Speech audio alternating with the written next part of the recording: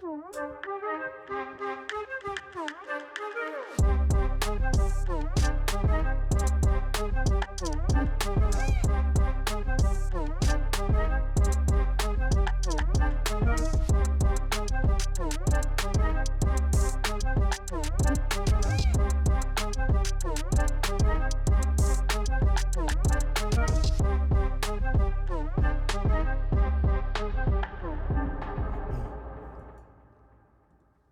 we go. Back-to-back weeks. Feels good. Welcome back to the You Never Know podcast where, well, you never know who we're going to have on or what we're going to talk about. How we feeling this week? Feeling pretty good. We got a pretty bright, young, intelligent mind. Gracing us with his presence. Yeah, looking forward to seeing what he has to say. Back-to-back weeks, too. It feels good. Yeah. Something new. Right on. Well, speaking of such, our guest this week kind of has been a little bit of everywhere as of recent, doing some good things for the community and hopefully the country. Without further ado, Mr. Cooper Conway. Ooh, how you doing? Well, I'm doing well.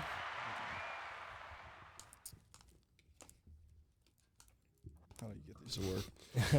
And now they get a little bit tangled. There you go. All right. All set? Yeah, I Got think 'em. so. I can hear him. How we Good. feeling today, Coop? Feeling good. I'm happy to be on the podcast. Yeah? Thanks for having me. Oh, yeah. Yeah, of course.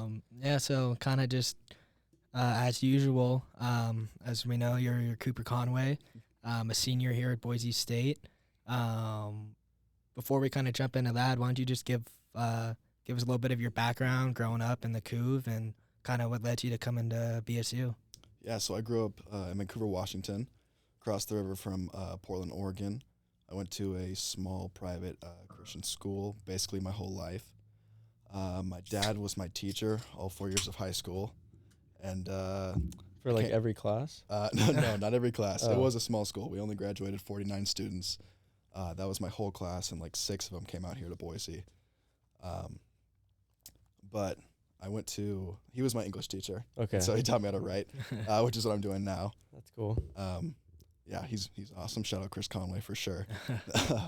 But I came out here because I had a little friend, 4th grade, who would just rock the Boise State gear all the time, tried to get me to come out to Idaho, love Boise State football, and I kind of followed him out here because he told me this is a great place, and I got the chicken and waffles at Fork, and there was a sunset as I walked out, and I was like, this is the place for me. I want to go to school here, and so that's basically how I came out here, and then just have had a great experience, and so blessed to be able to go to Boise State, to be honest with you. It's good. Yeah, I feel the same way. Mm-hmm. Had you ever been out to Idaho before orientation or coming to visit campus? No, I swore I would never step foot in Idaho. I didn't want to be here. I know this is your home, but I just didn't think this was going to be a place I like. But the people here are friendly. The people here are nice. And I don't know how to explain it to everyone. But I came on campus. People were saying hi to me on the street. Just felt like home. And I never had that. People like back home when people say hi to you, you're like, that's kind of weird. Like, why are you saying hi to me? Really? But people are just friendly here. That's definitely a stereotype outside of Idaho. Someone saying hi to you, it's probably because they want something. They go back to California, like, if they say hi to you, it's probably like, hey, get the hell out of my way. Like, it's not a, hey, how you doing? Yeah, it's not always the most pleasant thing. Yeah. But you said you went to Christian school pretty much your whole life. Mm-hmm. How does that really like differ from like public or normal school? With my Christian school, it was pretty much kind of run the same. Like our snow days, for example, like we usually just followed the public school. But we had a Bible class, and then every Wednesday we had like a chapel. And then throughout our courses, we just kind of had a Christian perspective. It's something that I appreciated. It's something that my faith is very important to me, still to this day. But it was just something that kind of was ingrained within the school. So I went to a public school early on, kindergarten through 1st grade, but my dad got the job, and so then I transferred schools over to Kingsway. Okay, so is that like a elementary through high school school? Yeah, it's a preschool actually through high school. Oh dang, Mm-hmm. I don't think they have many of those out here. Yeah, I went to a private Catholic school for preschool, or maybe it's kindergarten to 8th grade. That was it. I didn't go to high school, though. That's a long long time to be at the same school. Yeah, there's like every graduation, there's always a couple like for lifers, like literally preschool through 12th grade, all the way through. It's a weird dynamic because they feel like your brothers and sisters. Still, like some of my best friends, like I'm still in contact with them, even though we've kind of gone to our different places, colleges. Like I go to their weddings now. They're having kids. It's weird. Like I still, it's very much a family environment. It is crazy though. I swear, like once a week, I'll go on Facebook or Instagram and see somebody from my high school, whether I knew them well or not, and they're getting engaged or or married or having a kid. Yeah. Like recently. Like it gets pretty nuts out there. It's kind of crazy to start thinking about. It's like I'm not ready for that, but some people are at this point in their lives. I'm still just a borderline college alcoholic. Yeah. You guys are getting your life together. Yeah, it's crazy. My this summer, our like one of my best friends, Riley, got married, and he like in high school he was like kind of like the dumb guy. Like I love Riley, but just like academically not there. Made a lot of poor choices. And then at the wedding, he was just like a completely different person, like his wife, and it just like changed his life fundamentally. And the rest of us are like, there's like 20 guys in the back of the wedding, like just frat stars, basically, most of them. A lot of guys went to ASU as well, and just like completely different dynamics, but so happy for him. And it's cool to see where people go, you know? Yeah. So I haven't been to Washington too many times. I've been to like mostly like SeaTac, and that's about it. How is Vancouver specifically? Is it like a smaller city, or what's it like down there? It's not exactly smaller. A lot of people usually live in Vancouver because you can travel into Portland, and the taxes are lower. So that's like what my mom did. That's why we were brought there from San Francisco, the Bay Area. Mm-hmm. And it's basically just like a pretty common like suburb of Portland is how I would nothing too crazy. But has the aspect of the city that you can go to Trailblazers games, Timbers games, those type of things. I found it when I visited. I found it super confusing to navigate. Like Kobe picked me up from the airport, and it was in Portland, obviously. Mm-hmm. But we drove across the bridge back over to the Washington side, and like literally as soon as you cross the border, it's Vancouver. Like that's the first thing that like you cross into. But then there was like where Blake lives, Vancouver.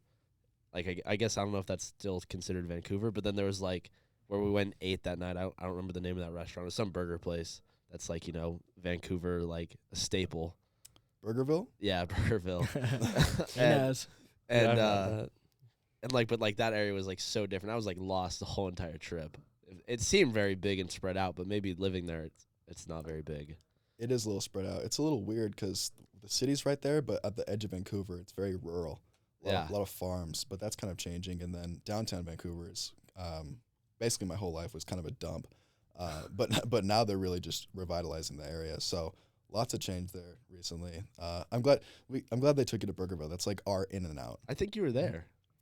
Ooh. I think you were the one telling me, dude, this is our In-N-Out. And I was like, Okay. not even close. Like, I think you and Blake Yeah, were I've had hyping it up. Burgerville. I didn't think it was anywhere close to In-N-Out. I don't think it's anywhere close to In-N-Out personally, but some people swear by it. Is it a In-N-Out's not that chain? good. It was so- all right. I don't know. Is it a chain, or is there just one? Yeah. Yeah, it's a chain. It's like pretty Okay. big, but But it's only P&W, right? Or like specifically Washington, right? Washington and Oregon. Okay. Yeah, I've never heard of that place. Yeah, You're it's- not missing it. yeah, it's nothing crazy. But in comparison to Boise, how is it bigger or smaller? A little bit smaller. Okay. Yeah. It kind of sounds like Boise, where you have like the city, and then you have all Yeah. the rural right outside of it. Yeah, very similar. Just not as big as a downtown.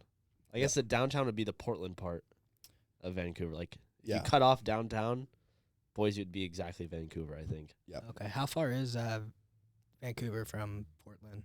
Like 15-minute drive from my house to Portland. Oh, okay. Yeah. Interesting. But kind of graduating like from a Catholic high school and stuff like that. I don't know if it's a thing, if there's like Catholic colleges or anything like that, but is Mhm. there like a lot of almost pressure to go to almost like a religious school after high school? Yeah, so we weren't Catholic by denomination. We were just kind of like more Protestant evangelical. But there is a lot of scholarships that are provided to go to Christian schools, partnerships with the high school. And that same, our rival was a Catholic high school, and they had like a lot of them had more pressure to go to like Notre Dame type deal. Oh, gotcha. Where for us it was like Grand Canyon University, would kind of come out and recruit pretty hard, pretty heavily, and give us a nice scholarship because we went to a Christian high school. Okay, cool. Yeah, so kind of segueing into Boise, you didn't want to step foot into the state beforehand. You got here, you had your chicken and waffles, saw the sunset, fell in love. How's the last 4 years just been for you? It's been crazy. It's been nuts. I mean, COVID is one thing.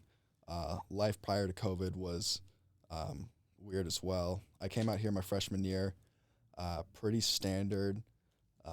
I got my first girlfriend at the time, and she was great. But I remember like one day she was like, you know what, like you're lazy. Like I kind of dropped the ball, to be honest with you. In my high school, I was very much a go-getter. I was our salutatorian, so not valedictorian. There was a girl that was becoming a doctor who just What's the difference? It was salute. second place. It's like runner yeah. up. Oh, I Runner up. Yeah, I Victorian. didn't know that was a thing. Yeah, I didn't either. Yeah, Salutatorian. yeah. Just don't rub it in. It hurts to this day. But yeah, she's super smart, so I had to give it to her. But Damn, that's still pretty impressive. Yeah. yeah, so that was Very impressive, You actually. think if it came down to it today, could you beat her? Or no, because she's becoming a doctor, she'd still get it over you. no, she was brilliant. No, but like if you compared resumes today, you think No, you could no. edge her out? Or no? No, I couldn't. I could not. She like works at hospitals, does a bunch of research on like You guys were all fighting for second place there. Is that kind of how yeah, it was? that's exactly how it felt, and it was brutal. Like you just knew you couldn't beat her. She was just so smart. She's a good friend of mine, but yeah, Dang. That's cool. So what you said your dad taught you English and that's what you're doing now. What's your exact major? so I'm a political science major, but I write. So like I usually in my position now, I'm with an organization called Young Voices, and so there's about like 60 of us that are active worldwide. So America, UK, Australia, Latin America, and I think we might have gotten a kid from Canada, this new class. And so basically we write on like liberty-focused issues. Sorry to interrupt. I'm gonna have you pull that mic just a little bit closer to your. Oh, my bad. Sorry. You're good. And so basically they give us the original program. You go 6 months of training in how to write, and then you go on radio, then you go on TV, then you can give like speeches and whatnot. And it's kind of like a whole career track type deal. And so I've been with them for a little over a year now. Okay. Mhm. So being like a poli-sci major, I think we know a couple people who are doing that too. Is it like school-wise, is that pretty tough? And like what type of like, I don't even know, like, are you writing or Yeah. like What use is it, Coop? That's a good question. Actually, so my freshman year, this is what I meant when I was becoming kind of a bum. I like just wasn't really focusing on my schoolwork at all. Wasn't passionate. I just threw like business down just because that was like the major. That's what everyone did just to kind of like Right. get out of the way. And then I switched to poli-sci. I remember after I did that, like literally a week after, I grabbed lunch with Ryland's dad, and he goes, "Well, my nephew, he works at like Verizon and hasn't done anything with us." Like just trashes his nephew, and he looked at me, he's like, "You're probably gonna be the same." And I remember No. the next week I wrote an essay talking about Ryland's dad. And I wrote a whole essay talking about him doubting me and how I was going to prove him wrong. And I don't think I've ever told you that story, Ryland. He's your origin story. He is. And so then I switched to poli-sci. And then after that, I was looking for work. I hadn't taken a poli-sci class. And then I got connected with a community nonprofit in like inner city Baltimore. And then kind of like my career, you could put in quotes, kind of just like took off from there. Okay. So yeah, you want to talk about like your internship and stuff? Because I always heard you were in Baltimore or DC and stuff like that, but I didn't actually know what the fuck you were doing out there. Yeah. So in South Baltimore, I'm pretty gangly, like white kid. I was like I'm like 6'1", basically, like 160 pounds at the time, and my fro was just out of this world. And I went down there because I just got connected with this nonprofit. They said they would house me, and then I'd help run like their education programming, because education is what I'm very much interested in For doing. like inner city kids. Yes. And so I got down there and realized quickly that I stood out like a sore thumb. Like I don't look like any of the kids there. And that it was just it was just a different neighborhood. I grew up in a pretty nice neighborhood. I mean, I went to a private school, and the kids there, their public school was kind of in tatters, like just in shambles, basically. The room that I was staying in had like bullet holes where previous shots had gone through. I'd find like needles on the sidewalk, like all four corners of like where the nonprofit like community was at was patrolled basically by prostitutes. And it was just like a very like one of the more dangerous neighborhoods there. And so there was a lot of respect for like where I worked, but outside of it, it was dangerous. Like I know multiple people that got shot. My boss had like a knife pulled on her when we were down there doing some work, but it was some of the most impactful things that I've ever done, and the people I have the most respect for because they care about the community. When was this? This was when I was 19, so summer 2019. So pre-COVID. Oh, right before COVID. Huh? Pre-COVID, yes. Yeah. And so I ran the education programming for that, where I'd usually work with kids, just kind of teaching them how to read. And a lot of the times, the kids just didn't really read very well. And I remember it's a Christian one, so I asked a little girl she's in 5th grade, right, to read a passage out of the Bible. And her twin brother comes up to me and whispers in my ear and says, I don't really feel, she doesn't feel comfortable reading out loud. And she's 10 years old, right? That's a serious, serious problem. And so I talked to my boss and I said, what's the deal here? Like, why are these people that I'm working with, these kids that I care so much about, why can't they read? And she said, you need to do research into this for yourself, because like the schools here are a complete mess. And so since then, that's like stoked my fire, like my passion for like wanting to help every kid, like no matter their background, have the same educational opportunities that I had, to be able to go to college, to be able to get a job, to be able to graduate high school, like those type of things. Damn, that's great. We need a lot more people like you. And all these kids, they were different ages, right? Like it was a pretty wide age range.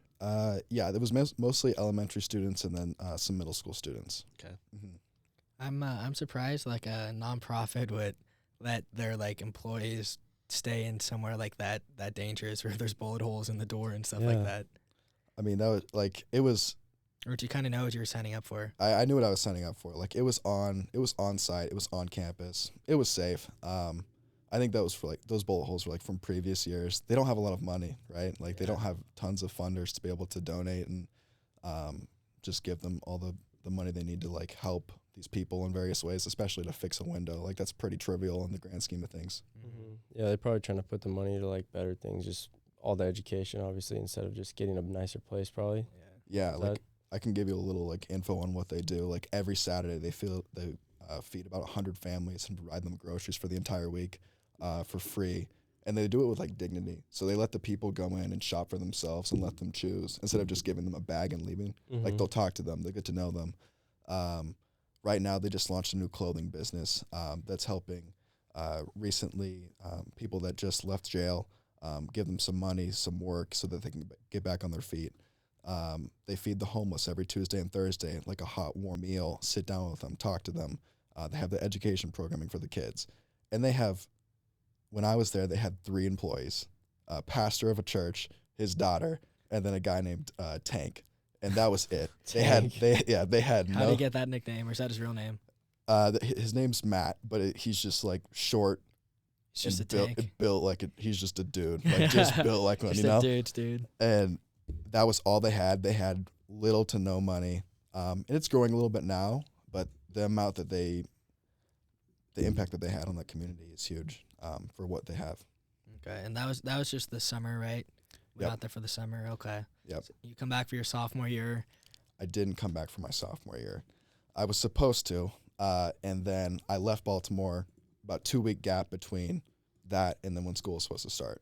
And I get a call from one of my dad's former English students, and she is a legal fellow at this massive think tank in Washington, DC. And she says, hey, I know you're studying political science. Do you know anyone in your program that would be willing to take this job? And I talked to her in the spring. She said, we only like hire interns that are like seniors, graduate students. And I said, I'll take the job. Like I'll fly out there right away. I hadn't taken a poli-sci class. I had no idea what I was doing. I was the youngest intern that they've ever had. I was like 19. I was 19. They called me the baby. And like everyone just kind of laughed when they saw me because I just stood out like a sore thumb. I don't think I knew how to tie a tie properly at the time, like when she called me. And so I went out there and it was just a complete shock. It was about a 45-minute drive from Baltimore, but just a whole new world. There was times where I would just walk in and there's like a senator that's just talking to like one of my bosses. Mike Pence, vice president at the time, came and talked to us, and like I met Supreme Court Justice Clarence Thomas. Just had this kind of life-changing experience from a whole different perspective of like, these are people trying to help the people that I'm with, but also a lot of them, there's definitely like a little gap in terms of like the worlds. The worlds are different. Right. Like you don't always know that those people are there in Baltimore when you're so focused on creating policy in Washington DC. And it's pretty. How long were you in DC? I was in DC for 3 months. Okay, and what were you doing there as an intern? So I was doing research on guns, Second Amendment type stuff, which was big at the time. I had never shot a gun in my life. And so I actually shot a gun for the first time at the NRA headquarters. That's pretty sick. It was Cool, yeah. it was a cool experience for sure. I was terrified. I liked it was a good experience, but not something that's like something I'm comfortable with at all. Not a gun nut. Not a gun nut. What gun did you shoot? An AR-15 platform, then like a 9mm, and then my boss shot like a bolt action. I saw that and I said, I don't think that's for me. Yeah. That's so That's funny. pretty cool. Yeah. Sweet. But okay, so you were in DC doing the internship for that poli-sci company. So did you come back to school like that spring of like for COVID, or how did where's all that kind of line up? Yeah. So I came back that spring, and then in the summer I was supposed to go to Taiwan. Then the fall after that I was supposed to go to Italy, and then the spring after that I was supposed to go back to DC. And then in March COVID hit, so I got to do none of those things. Yeah. Which was just like utterly like just heartbreaking at the time. Like I was just so excited to be able to have my college experience. I got to go back to Boise and deal with all these guys. Yeah, but also it was humbling because it was like the things that I wanted to do were selfish, and like those are things that I wanted to focus on myself instead of like trying to help other people. And especially during COVID when so many other people are struggling so much worse than like my family and I were healthy. Like I haven't even gotten COVID yet. Like the people around me were healthy. And so it was just a good opportunity to where I was sent back home in that March after COVID. And then I just worked at like a food shelter in Portland because I'm on the healthier side. So I wasn't as worried about COVID, and there's tons of homeless people in Portland that need that help. And so we distributed food basically for the next few months. Dang. Super nice. Yeah. And Rylan, we were mad we couldn't go to Vancouver for a weekend because of COVID. This guy, his whole life gets turned upside down. Yeah. But yeah, so I mean, what was it that really just made you want to like make such a big difference like in the community? Because you went from as your ex-girlfriend said, the lazy freshman who doesn't really care, to wanting to go over the world to kind of help out. Yeah, I think I got a part of it was like I was disconnected from like my faith and like what I want to do to help serve other people. Like I said earlier, that was something that was important to me. And so when I got here freshman year, like I wasn't really focused on that and like some of the higher callings into my life. And then when I worked with those kids, I realized these kids don't have like the same education opportunity that I had to go to a private school. And I was only able to go to private school because my dad got a full scholarship for my sister and I because he was a teacher there. A lot of kids just like can't afford it. And I was like, what's the deal? And I'd always heard that public schools were underfunded. And then when I was in DC, I was looking at the numbers of how much money is put into Baltimore's public school system. And it's around $15,000 a child, which is a lot of money. And so it's not necessarily a funding problem either. It's like how the funding is distributed. Yeah, where was all that money going if it was so bad? That's a great question. But one thing's for sure, it doesn't reach the kids. It doesn't reach the teachers. And so now what I advocate so strongly for, and what's this week is National School Choice Week. And so outside on 8th and Main is the building is all lit up in the red and yellow colors. And what that symbolizes for students and really families across the country is the opportunity to go in education, to have an education that works best for you. And so that $15,000, instead of just going into the system that is so broken and corrupt, goes directly into the students' pockets. And so that $15,000 could go into a mother's pockets so she can decide, well, if I want to homeschool my kid, that works best for me, and now I have the funding to be able to do that. Or if I want to send them to a private school, $15,000 is more than enough to pay for the average private school tuition, which is around $12,000. Send them to a charter school. A lot of parents during the pandemic, for example, created micro schools within their neighborhoods as the schools were shut down. And so they were able to take that funding and just create new schools and get themselves jobs and pay themselves to teach their kids. Is this all like government funded? Or? Yes. So basically, the average nationwide is like a little over $15,000 for students, and so basically, you just take that money that would directly go into the public school and just give that to the family. So like, say there's a single mom in Baltimore, she's underemployed, doesn't make a ton of money, but she has 3 kids. Mm-hmm. She's able to get $45,000, homeschool her kids. On average, homeschooling is like $1,200 tops. She can take the rest of the money for herself and basically provide for her family while also creating a unique bond with her children. And homeschooling also has a ton of other benefits as well in terms of like test scores and whatnot. And so that's kind of just off the top of my head is something that I really care about. And so I knew like if I want the opportunity for every child, like no matter their background, no matter their zip code, to be able to attend the school that works best for them. And right now that's just not the case in the country. Mm-hmm. Yeah, no, that's a great cause, definitely. Yeah. I've never heard of that before. Almost left speechless. Yeah, no, you didn't get paid for any of this? So at the beginning, no, I did not. So my work, we just do like basically freelance. So you send an article, it either gets accepted, you get some edits back, you say that's good to go, you publish it. And so at first I was just doing this because it's something I cared about. And that was basically it. Now I'm a columnist at like a education activist organization called BrightBeam. I write for another outlet called America's Future.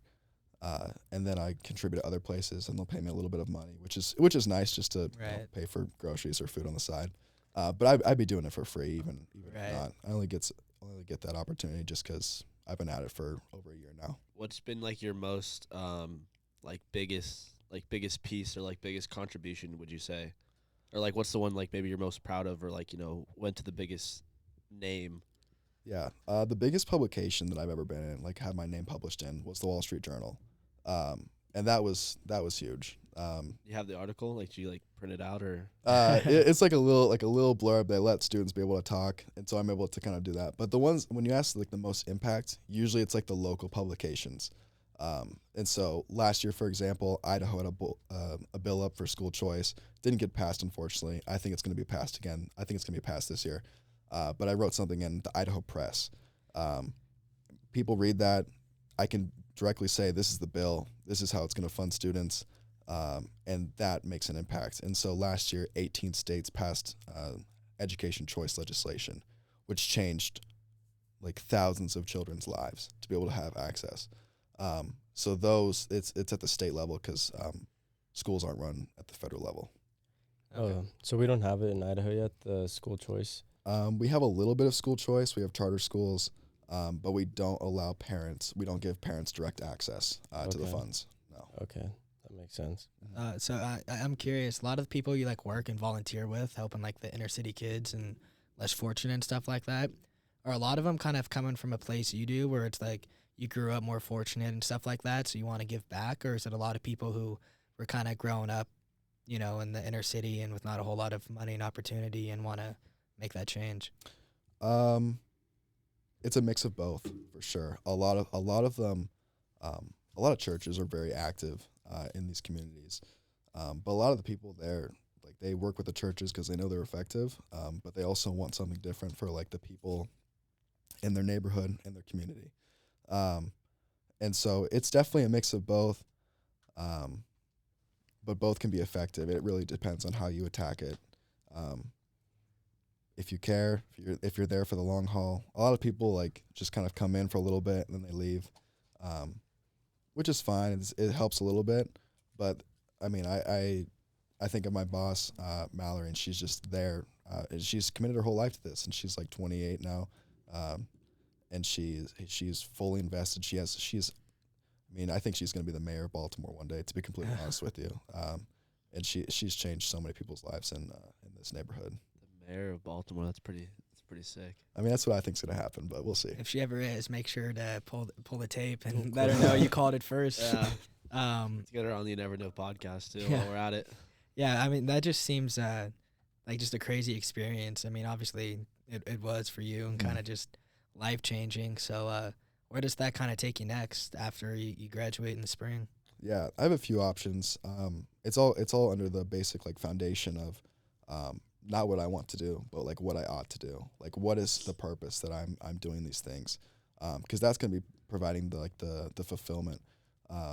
There's a Harvard professor named Arthur Brooks who talks about happiness, and like 50% of our happiness is genetic, which is crazy. But we can make like 4 decisions in our life that actually affects our happiness. And that's how we attack faith, how we attack family, community, and then self-earned, earned success. And that earned success is the work and vocation. So right now I'm looking at going to maybe graduate school. I applied for a fellowship at the Wall Street Journal, which is a complete long shot. And then I'm just looking at things that I can make an impact, and I can use my gifts for good.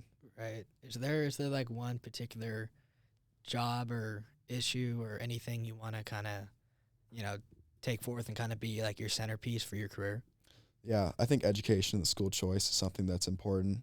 But that's really to a means to an end of one day opening up like a tuition-free private school for these families.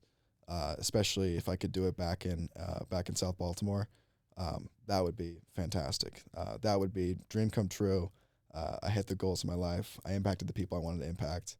I think that would be very fulfilling. Yeah, I mean, I think this would be like a government thing, but I remember like when Obama came and talked at Boise State, I remember him briefly talking about how he would like community college to be free, right? Mm-hmm. If you can't make a big public or private university free necessarily, at least that community college where then they can save up or get enough education to like set themselves up. Is that something that you guys could realistically help out with, or is that even? Yeah, so the gold standard of this school choice legislation is called education savings accounts, which really lets families use the funds for any education-related expense, but also they roll over. So say it's $15,000 education savings account. I pay $10,000 a year for my kid's private school. I get $5,000 for the next 15 years. That's going to provide a huge chunk of money that people can spend for their college education. And I think that's something that could really help with student loan forgiveness and not being able to put in those places to begin with. Do you think the government did enough for students and people with COVID with those what was it called when you would stimulus checks? Yeah, with like the stimulus checks. Do you think how do you think all that was handled? That's like free money. It was kind of awesome. I didn't get any though. Yeah. It seemed so cool. Everyone was like, "I got a stimmy." I was like, "I don't have anything. I'm still dependent apparently." Too early to tell. That'll be my answer for now. I do think that the recovery that we're making right now is pretty impressive in terms of how we lost a ton of jobs and how we're really rising back up. But that's a tough question. I mean, I don't know what the average money that was being given out to students. I think it wasn't like 600 or something, like every like 3 or 4 weeks. Okay, that's maybe I don't even something know. like that. But I thought it was more ridiculous that so many universities went fully online and said we're either going to raise the tuition or we're going to like keep it as it is. I remember Boise State like iced theirs and capped it at whatever they were using before pandemic tuition. But I was still like, I'm paying $20,000 a year for the tuition. I'm paying for online school right now. Like, why would I pay the same? This isn't the same product that I'm receiving. Yeah. So that was a little upsetting, but I mean, I can agree with that for sure. Dude. I was like in my head, I was like, this doesn't make any sense. Like, how is like, why am I not at like Purdue or what's the online Phoenix Online? Or, yeah. University of Phoenix. I think. Yeah, something like that. Yeah. Like, didn't make any sense. But to be honest with you, I think 50% of colleges in the next 20 years are going to go under. I don't think college is going to be as big a deal by the time that we're having kids and we're sending them off. Do you think that's because of like the pandemic or just kind of internet, dude? I feel like everyone's getting educated on the internet now. Mm-hmm. No one needs to do anything else. Yeah, and I think like even just like on a smaller scale, right? Like Zoom itself, right? Like I don't think snow days are going to be a real thing anymore because if it is too much where the buses can't get to the school, it's like, all right, everyone hop on Zoom. You're not off the hook. That's terrible. I need to think about that. Yeah. We should still have snow days. That's something I'll fight for. Should. I mean, that was like one of the top best things, but in kids childhood. need that. Yeah. your mom coming in to tell you can sleep in and go play with your friends. Like, I never had that. I lived in I California. lived in Oh. California. I think I had 3 snow days my whole life. Yeah, I had like one day there was maybe like a little frost on the ground. That was it. It rained. Hey, we get a snow day. Dang. Well, yeah, I remember in elementary school, my our principal, I don't think I got any in elementary school because she was from Alaska. So when we would get like, 5, 6, 7 inches or whatever, and everyone expected a snow day, she always had the mentality like, oh, well, from Alaska, So you'd go plow everyone's Yeah. streets and make It's sure everyone got it like there. wasn't a big deal to her. So, but yeah, in middle school and high school, we definitely had that stuff.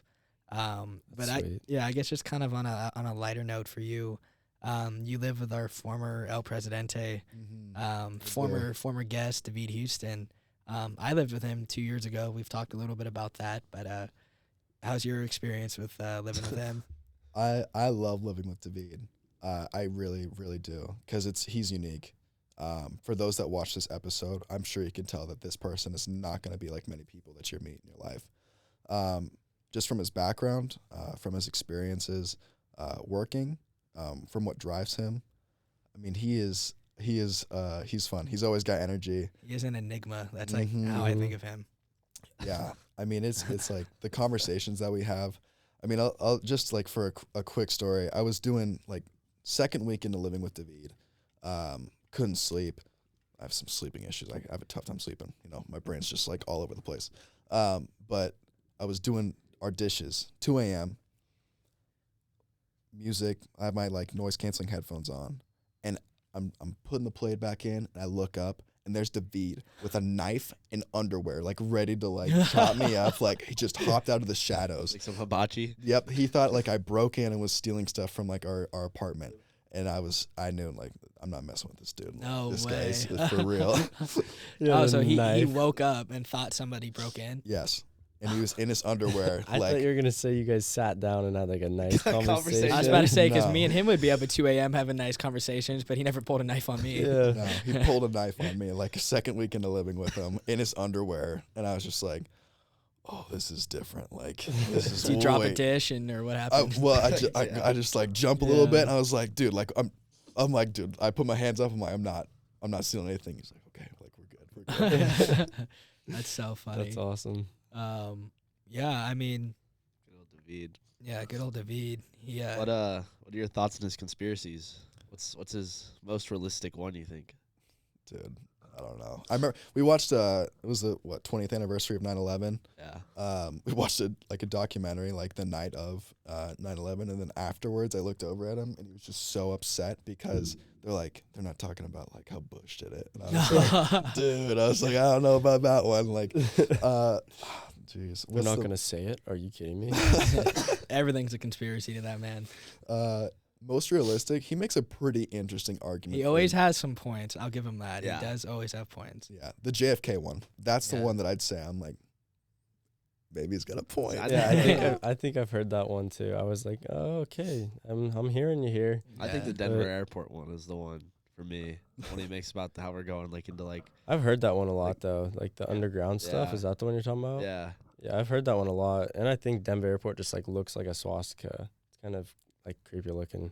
Yeah. If you look at all the way all the runways are spread out, just because like they have so many wind patterns, so they have to have like a runway from every angle, but like they just doesn't look very good, I guess. Even just like the white tents they have, like it looks like white tents. Like it's just it's like Like the inside of that airport looks like a bunker. yeah. Like they have like those weird like in like the middle like that isn't by the gates. It's like like temple like and it's like dressed in like foresty stuff. Yeah, when I flew back from Cancun, that was where my connecting flight was in Denver, and like the customs was kind of like underneath, right? Because we had to get on the subway to like the terminals and then go up the stairs, and it was like it did not feel like a regular airport in a sense. It was like almost like not a bomb shelter, but kind of like similar vibe, where it's like you almost just feel like you're being like stored away. It gave off like just a really eerie vibe. It was super secure, kind of. Yeah, I don't know. It felt like where they would take the president if there was like an attack on the U.S. or something. I don't know. Yeah, that'd be a good place to be in a nuclear bomb.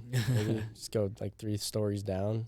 Maybe that's what it is. Have you met the president, Coop? Any of them? I've never been a president. No, I was to say, you have this long list of. Were you able to talk to Mike Pence when he was? No, they wouldn't let us get close. Like he came and spoke to. Was he active? Sorry, was he active at the time? Yeah, he was active at the time. So he came to my work, like and spoke in like one of our rooms that they host speakers at, and all the interns were kicked out for the day because we didn't have like security or anything, and so we had to like walk to like some other location, and that's where we worked, which was weird. And I remember the building that I lived was right next to the place, and there was Secret Service just like around the block. But then the one time that I actually like heard him speak was like a dinner type deal. It was fine. It was pretty rah, like pretty like pro like America type stuff, like the usual things that I guess you'd expect from a Mike Pence. Were you able to see him with your own eyes at all? Or? Yeah, I was like probably 30 feet away from him. Wow, okay. Short, tall. What's your? Remarkably, I don't know if like he was like average, like pretty like regular dude. Wait, like, remarkably what? Remarkably average. Oh, like just seems like. You better hope he doesn't see this. Sorry, Mike, but like I just looked like he could be like my neighbor, like yeah. mowing the lawn or something, and probably that's a benefit to him, to be honest with you. But Yeah. he seemed like really just like a very very chilled out dude. Looks like your average Mike. Exactly. Yeah. Exactly. Mike. Yeah. Yeah, I remember because when I was in Illinois over the summer, Biden was in one of the nearby cities, and we were probably like maybe 30 minutes to an hour away from where he was actually going to go talk. Mm-hmm. And still, like, we're going down the highway, and there's all these like Secret Service and cop cars and stuff, and it was like, you know, we're like 30 minutes away from where this guy's gonna be in 6 hours, and it's like, you know, they shut everything down. Dude, they got to make sure there's no snipers, anything Yeah. like that. You got to check it all out. No David Houston's. Goodness. No one to call you out on your conspiracies, but yeah. Well, I mean, to kind of I guess wrap up here, we really appreciate you coming on. We haven't had a guest really like you, where you just do so much for the community just because you care. It's really kind of cool and refreshing to see somebody like you putting in so much work to make the world a better place. And I know you had a plug. Was that for the lights? Yeah. Okay, so you squeezed it in there already. Perfect. Well, Mr. Conway, we really appreciate you coming on, and until next time, you never know. Yeah, thank you. Thank you for having me.